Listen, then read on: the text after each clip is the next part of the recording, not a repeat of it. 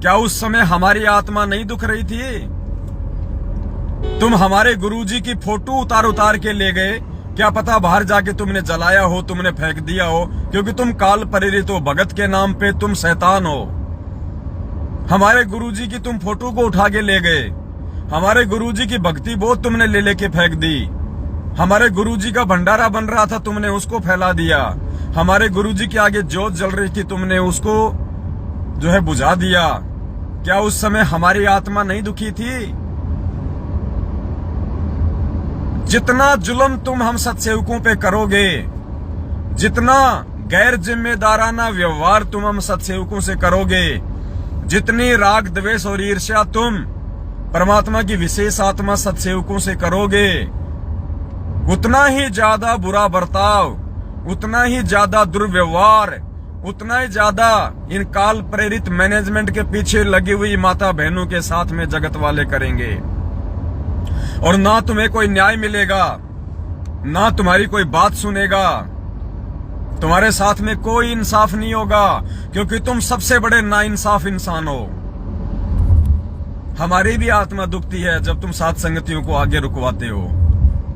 जितनी पीड़ा आज तुम महसूस कर रहे हो ना कि हमारे गुरुजी को उल्टा सीधा कहा, तुम्हें गुरुजी को उल्टा सीधा कहने का डर नहीं है, तुम्हें गुरुजी को उल्टा सीधा बोलने का दुख नहीं है, ये तो तुम्हारी बनावटी बातें हैं। तुम्हारी बेटियों के साथ में जो अभद्र व्यवहार किया गया है, या एक माता कह रही थी कि मेरे जो है गलत अंगों पे हाथ लगाया, मेरी बेटी के गलत अंगों पे हाथ लगाया, तुम्हें उस बात का दुख है, तुम अपने लिए न्याय मांग रहे हो।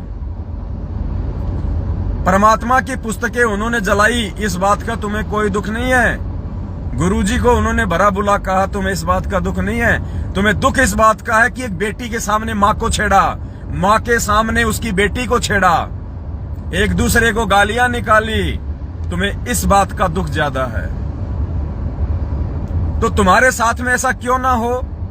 ये तो बहुत जरूरी है होना तुम्हारे साथ में, क्योंकि जब तुम दूसरे की राहों में कांटे बिछाओगे तो तुम्हारे साथ में क्या होगा बड़े भैया? क्या होगा?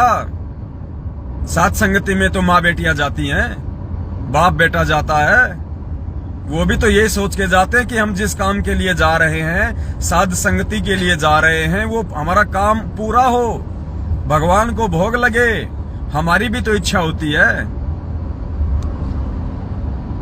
तो आत्मा तुम्हारी दुख रही है तो क्या हमारी नहीं दुखी उस समय? और जब जब तुम सत्सेवकों को परेशान करते हो, दुखी करते हो, अपना ये राक्षस रूप दिखाते हो, तब तब उसके दूसरे या तीसरे दिन तुम्हारे साथ में ऐसा ही होता है। तुम लोगों ने हिसार में आके हमारे को मारने का प्रयास किया, दूसरे तीसरे दिन मध्य प्रदेश के मंदसौर में तुम्हारा कोऑर्डिनेटर देवीलाल मीणा आरएसएस की गोलियों का शिकार हुआ। बजरंग दल वालों ने सत्संग में घुस के गोली मारी। जो गोली तुम हिसार में चलाने वाले थे, वो गोली तुम्हारे ऊपर कहां चली? मंदसौर में जाके तुम्हारे कोऑर्डिनेटर पे। जैसी करनी वैसी भरनी। भीलवाड़ा में पुस्तकें जलाई गई। किशनगढ़ में साथ संगति थी, तुम लोगों ने पुलिस प्रशासन को बीच में डाल के साथ संगति रुकवाई। उसके दूसरे दिन राजस्थान के भीलवाड़ा में, जहां तुम्हारा सत्संग चल रहा था, वहां पे बजरंग दल वालों ने आके तुम्हारा सत्संग रुकवाया। और जितने भी पुस्तकें थी, तुम कागज के शेरों से छीन छीन के होली जलाई, चौराहे पे होली जलाई। तुम बाल बाका नहीं कर पाए, तुम कुछ नहीं कर पाए। तुम कागज के शेर बन जाते हो दुनिया के सामने, कागज के शेर, मिट्टी के शेर बन जाते हो तुम। दिल्ली में तुमने भक्तों के साथ में अभद्र व्यवहार किया, भोग की आरती भी पूरी नहीं होने दी, परमात्मा की भक्ति बहुत छीन छीन के ले गए। आज देख लो तुम्हारे साथ हरियाणा में क्या हो रहा है, करनाल में। तुम्हारी माता बहनों के साथ में छेड़खानी, गुरुजी की पुस्तकों की होली जलाई उन्होंने। जितना हम सत्सेवकों के साथ में बदतमीजी करोगे, उससे कहीं ज्यादा जगत वाले तुम्हारे साथ में करेंगे।